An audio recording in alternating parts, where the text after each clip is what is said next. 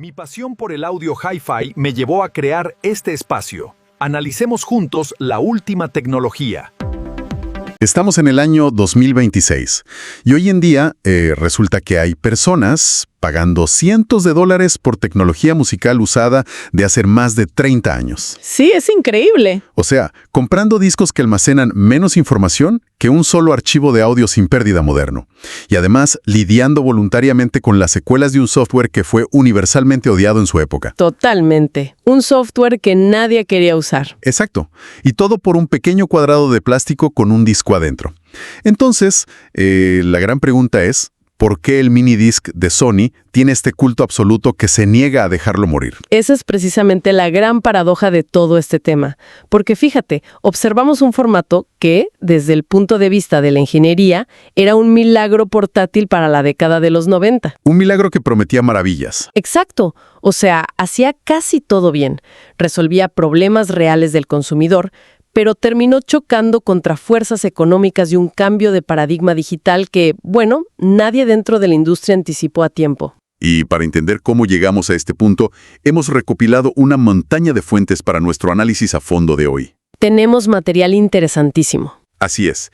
Tenemos en la mesa documentos técnicos históricos de la propia Sony, archivos recuperados del Computer History Museum y también retrospectivas críticas de medios especializados como The Guardian y What Hi-Fi. Y sin olvidar lo que está pasando ahora mismo. Claro, para capturar el pulso actual, revisamos hilos enteros de debates candentes en comunidades modernas de Reddit, específicamente los grupos de Minidisc y Raudiófil. Que están súper activos hoy en día. Muy activos. Entonces la misión es desentrañar cómo una tecnología que parecía imbatible sobre el papel, pues fue devorada por la revolución digital y qué dice sobre el consumo de música actual el hecho de que tantos busquen revivirla. Es un análisis fundamental, sobre todo para cualquiera que experimente esta fatiga por el streaming infinito. Esa sensación de que nada es tuyo, ¿no? Claro, la historia de esta tecnología ofrece una lección magistral sobre la diferencia entre, digamos, la mera conveniencia algorítmica y la experiencia física, deliberada y táctil de poseer una colección musical. Ok, vamos a desempacar esto. Vamos a situarnos en el campo de batalla que era el audio portátil a finales de los 80s y principios de los 90s. Una época muy particular. Sí, porque el consumidor exigente ya conocía la fidelidad inmaculada del CD, por un lado, y la practicidad regrabable del cassette por el otro. Pero el cassette sonaba mal y se desgastaba con el tiempo. Exacto. Y el CD no lo podías grabar en casa fácilmente en ese entonces y saltaba con cualquier movimiento brusco. No existía un puente entre ambos mundos. Ahí es donde entra Sony. Sony decidió que iba a crear el híbrido definitivo.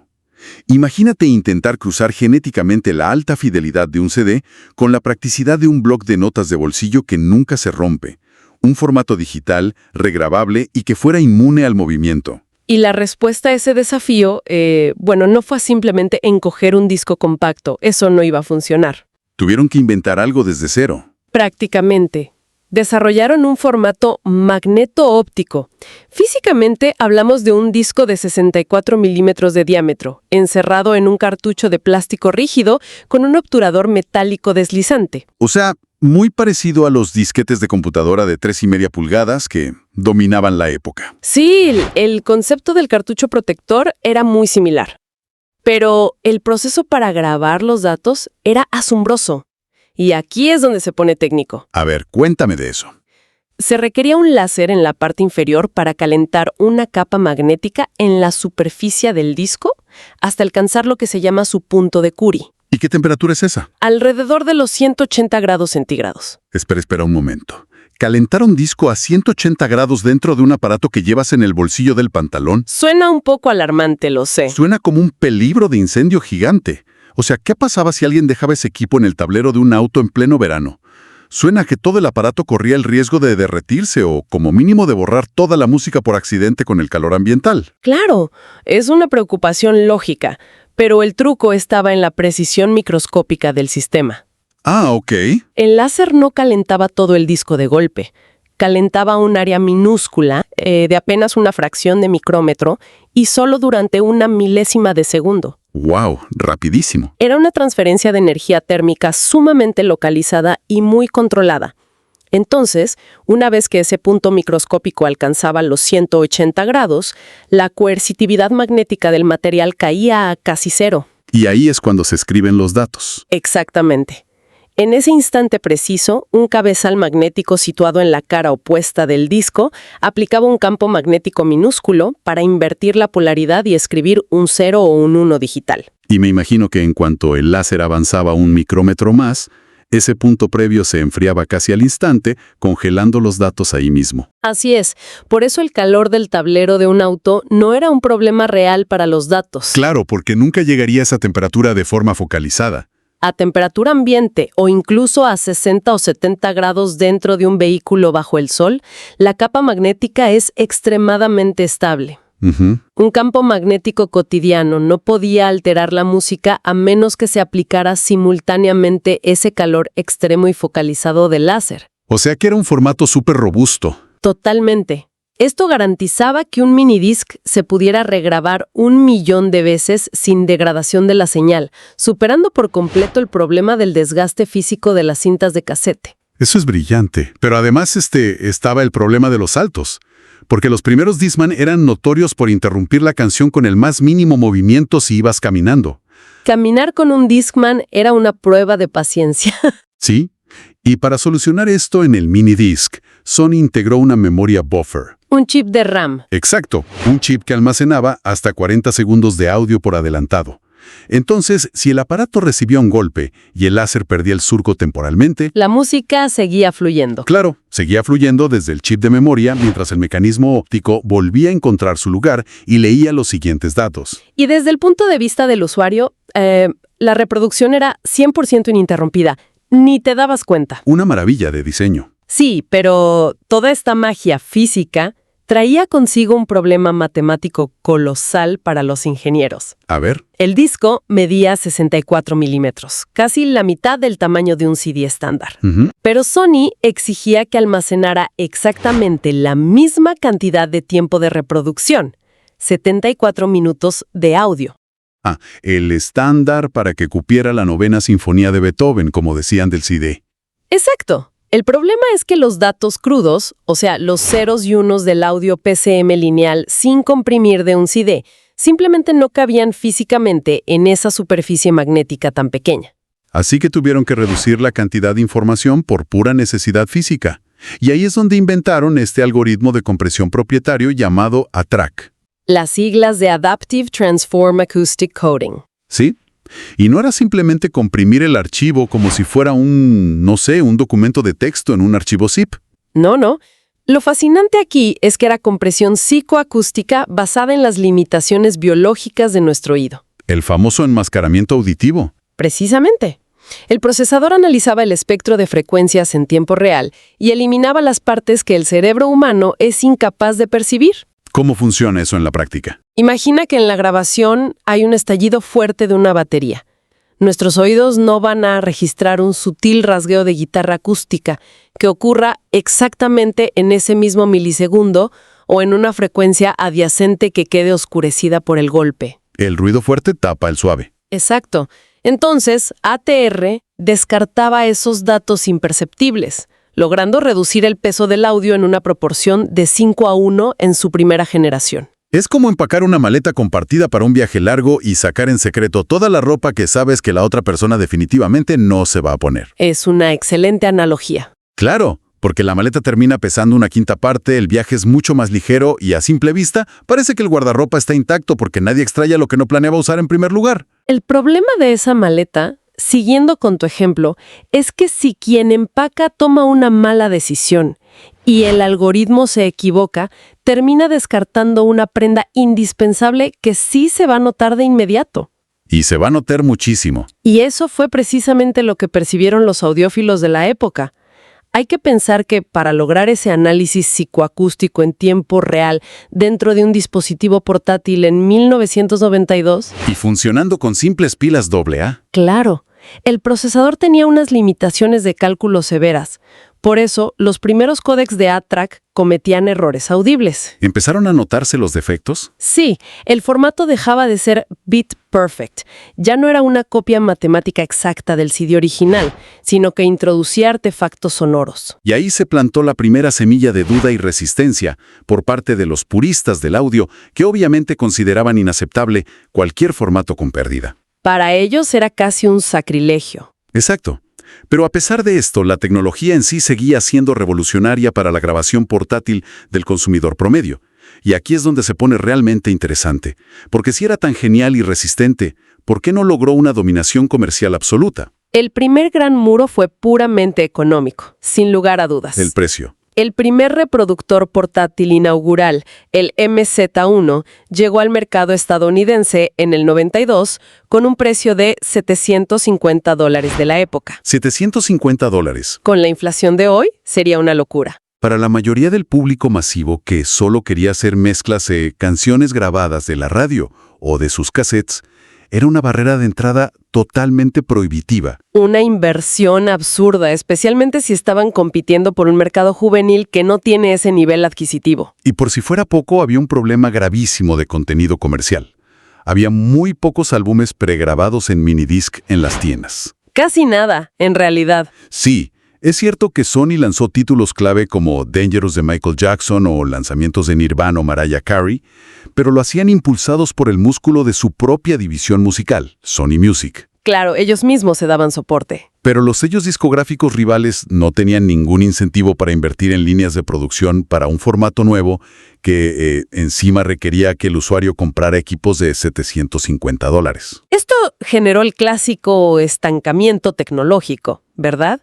El problema del huevo y la gallina. Totalmente. El público general no compraba los reproductores por la falta de álbumes en las tiendas, y las disqueras se negaban a fabricar los álbumes porque la base instalada de reproductores era minúscula. Nadie quería dar el primer paso. Exacto. Y además, hay que considerar la guerra de formatos que se estaba librando simultáneamente. Ah, sí. La competencia no se quedó de brazos cruzados. Sony competía contra Philips, que intentaba salvar su propio monopolio de las cintas de cassette introduciendo el DCC, el Digital Compact Cassette. Philips apostó fuerte por la retrocompatibilidad ahí. Sus reproductores DCC podían reproducir tanto los nuevos casetes digitales como las viejas cintas analógicas que todo mundo ya tenía arrumbadas en su casa. Sobre el papel parecía una estrategia comercial brillante. Sí, la transición suave. Pero en la práctica resultó ser un talón de Aquiles mecánico tremendo. ¿Por qué? Porque para leer ambos tipos de cinta, los cabezales magnéticos del DCC tenían que ser extremadamente complejos y terminaron siendo muy propensos a fallas. Oh, claro, mucha complejidad mecánica. Y además el usuario seguía sufriendo los horribles tiempos de rebobinado para encontrar una canción. El minidisc ganó esa batalla específica muy rápido, gracias a su acceso aleatorio instantáneo, igual que el CD, y a la durabilidad de sus discos. Philips tuvo que retirar el DCC del mercado apenas unos años después. Sí, fue un fracaso rápido. Sin embargo, ganar esa batalla contra Philips no le sirvió de mucho a Sony, porque el verdadero asesino silencioso del minidisc no venía del mercado de los reproductores portátiles en absoluto. No, el golpe de gracia vino de otro frente. Vino de la industria de las computadoras de escritorio, y específicamente del formato CDR. La caída brutal de los precios de los medios vírgenes fue lo que realmente desestabilizó todo. Fue dramático.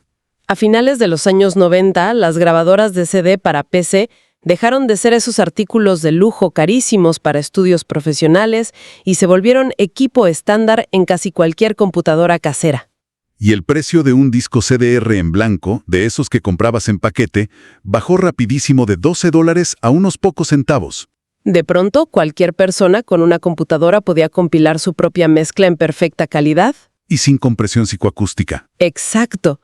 Y luego podían reproducirla en el estéreo del automóvil o en el Discman que ya poseían, todo por una fracción ínfima del costo que exigía entrar al ecosistema completo de Sony. Pero bueno, sabemos que Sony no es de las compañías que abandonan su tecnología bandera sin pelear. En lugar de rendirse, tras este tropiezo inicial, inyectaron esteroides al formato mientras la era de la computación avanzaba. Intentaron desesperadamente mantener relevante al formato. ¿Sí?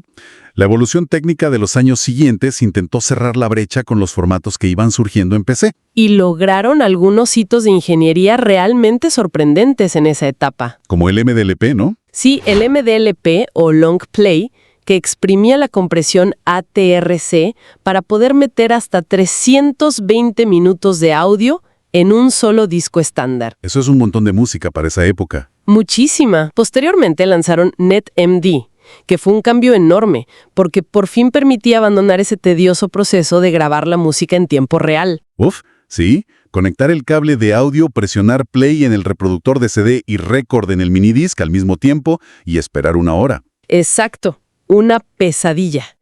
Con NetMD se podía transferir música directamente desde la computadora mediante un cable USB a una velocidad muchísimo mayor. Y el canto de cisne absoluto de la tecnología llegó en 2004 con el formato IMD. Esa fue la obra maestra de hardware de la línea. Ajustando la modulación de láser y estrechando la separación entre las pistas de grabación, lograron empaquetar 1 GB de datos en el mismo tamaño físico de disco. Un salto cuántico en capacidad. Y además, añadieron soporte oficial para grabar en audio PCM lineal.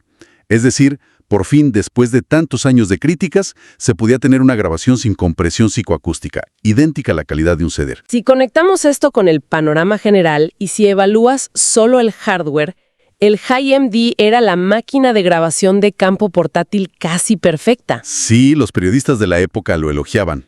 Pero el problema no fueron los circuitos ni el láser. El problema fue la mentalidad corporativa detrás del software que obligatoriamente lo acompañaba. Y aquí hay una contradicción corporativa histórica fascinante sobre Sony. A ver.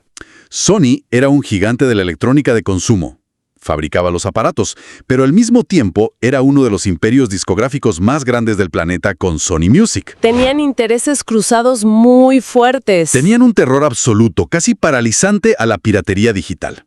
Recordemos que Napster acababa de sacudir los cimientos de la industria musical, y Sony estaba aterrada de que sus propios reproductores facilitaran la distribución gratuita de su propio catálogo musical en Internet. Así que tomaron la peor decisión posible desde el punto de vista del usuario legítimo que solo quería escuchar su música. ¿Qué hicieron exactamente? Diseñaron Sonic Stage. Ah, el infame Sonic Stage.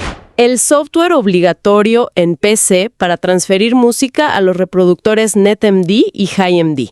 Y le implementaron un sistema de DRM, de gestión de derechos digitales, absolutamente draconiano. Un dolor de cabeza. Este sistema dictaba un límite estricto de cuántas veces se podía transferir un archivo que el usuario había creado legalmente desde sus propios CDs. ¡Wow! Forzaba conversiones ocultas, bloqueaba el movimiento libre de los archivos entre tus propias computadoras e imponía un proceso de check-in y check-out con los archivos. Me parecía más un préstamo bibliotecario súper restrictivo que la gestión de tu propia colección personal de música. Totalmente.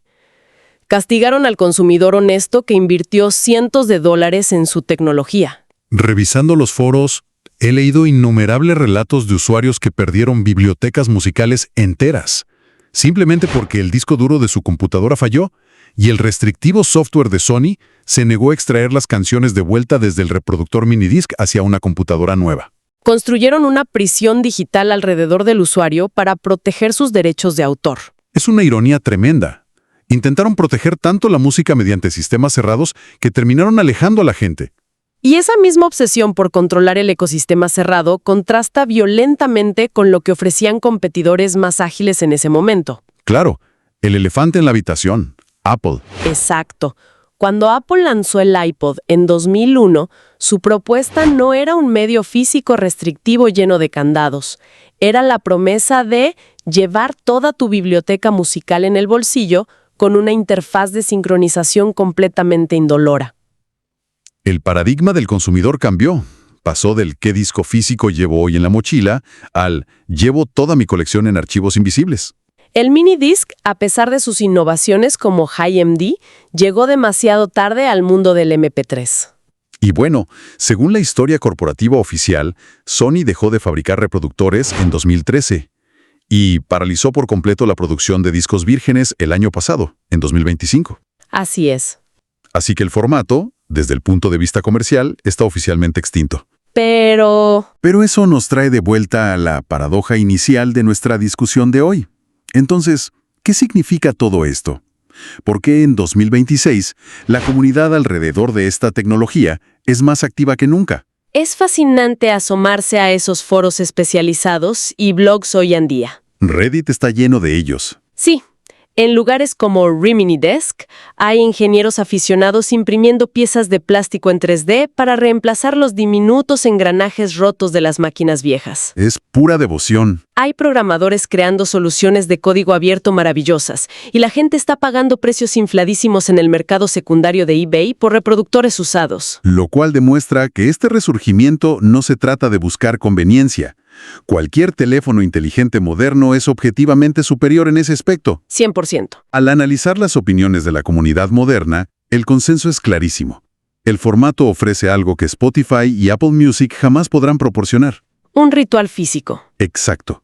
Un ritual físico y autónomo. Los usuarios de hoy describen la experiencia táctil como el principal atractivo. El sonido mecánico. Sí, el sonido de insertar el cartucho protector, el clic satisfactorio del mecanismo interno absorbiendo el disco en su lugar. Es la necesidad de realizar una acción física casi deliberada para iniciar la reproducción de la música. Y el proceso meditativo de decidir qué canciones grabar una por una, y el trabajo manual de editar los nombres de las pistas en esas pequeñas pantallas LCD utilizando botones físicos pequeñitos. Se ha vuelto un antídoto contra la intangibilidad del streaming. Totalmente. Ofrece soberanía digital pura. Una vez que el audio está grabado magnéticamente en ese disco, pertenece al usuario por completo. Funciona 100% offline. Sin depender de una conexión a servidores, sin suscripciones mensuales que suben de precios, sin un algoritmo inescrutable decidiendo qué debe reproducir a continuación. Y lo más importante para muchos, sin el peligro latente de que una disputa de licencias entre disqueras elimine tu álbum favorito de la plataforma de la noche a la mañana. Y además, la comunidad ha neutralizado gran parte del dolor original de usar la plataforma.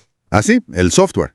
Proyectos increíbles de código abierto como Web Mini Disc Pro permiten en la actualidad conectar estos reproductores antiguos directamente a un navegador de Internet moderno mediante USB. Y gestionan la música con facilidad, burlando por completo el desastroso Sonic Stage y todas sus restricciones DRM. Básicamente, los fans han parchado la historia y arreglado los errores de Sony. Pero esto nos lleva al actual debate de alta fidelidad, porque leyendo los hilos de Reddit en Radiófil, las discusiones de hoy son tan intensas como las de 1992. Solo que ahora tienen el beneficio de la retrospectiva histórica. Exacto.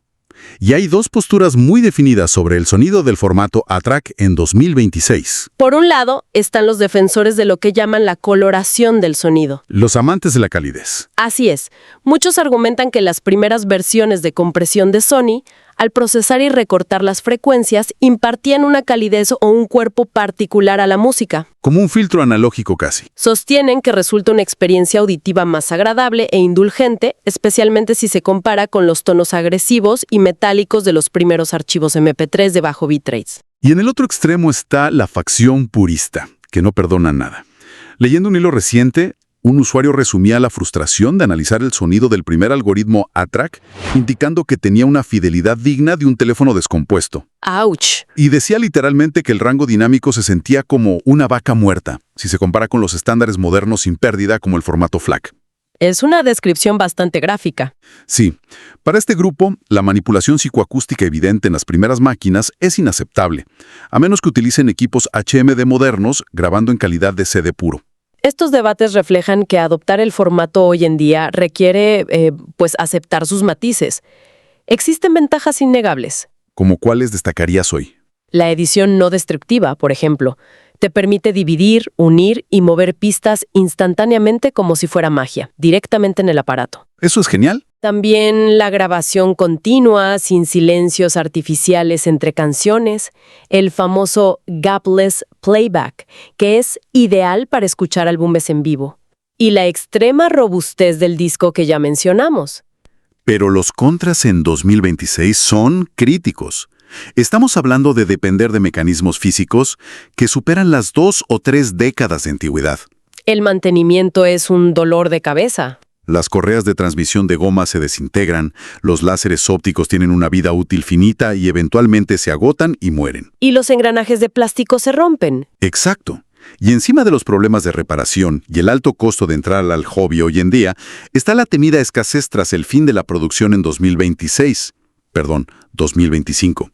Los discos vírgenes restantes se están convirtiendo básicamente en artículos de lujo coleccionable. Lo cual nos lleva a una reflexión muy interesante sobre cómo catalogamos las victorias y las derrotas tecnológicas en retrospectiva. ¿En qué sentido? Bueno, esto plantea una pregunta importante. Clasificar esta tecnología simplemente como un fracaso comercial ignora el hecho de que la ingeniería subyacente cumplía exactamente con lo que prometía, y de forma brillante. El hardware funcionaba maravillosamente. El verdadero problema del minidisc fue el timing, el momento histórico de su lanzamiento. Estaba diseñado para dominar el mundo analógico del cassette, pero exigió un desarrollo tan largo y complejo y un precio tan alto de entrada que llegó justo cuando el mundo estaba pivotando velozmente hacia otra cosa. Hacia las descargas de Internet de banda ancha y los reproductores MP3. Fue un formato transicional. Sí, evolucionó de manera brillante dentro de un paradigma de medios físicos rotatorios, justo en el instante en que el mercado entero decidió abandonar ese paradigma. Quedó atrapado en un punto ciego de la evolución de la electrónica de consumo. Y paradójicamente, esa posición tan particular y trágica en la línea de tiempo tecnológica es lo que le otorga hoy su inmenso carisma cultural. Y esto deja un pensamiento final sumamente provocativo sobre nuestra relación actual con la música, para quienes nos escuchan hoy. A ver. En una época en la que la sociedad entera ha aceptado tácitamente que el acceso alquilado a una biblioteca infinita en la nube es superior a la propiedad real, ¿Donde no eres dueño de nada? donde una simple caída de servidores te deja en completo silencio, resulta fascinante observar esta contratendencia. Es posible que el acto deliberado, imperfecto y anticuado de sentarse frente a una máquina a grabar audio en tiempo real, rotular el nombre a mano y sostener físicamente un pequeño disco magneto-óptico se haya convertido en el acto definitivo de rebeldía musical actual? Es una gran pregunta. Quizás el resurgimiento del minidisc no sea solo nostalgia técnica de unos cuantos obsesionados, sino un manifiesto sobre el verdadero valor tangible y personal de nuestra relación con el arte sonoro. Ahí queda la reflexión para terminar nuestro análisis a fondo de hoy.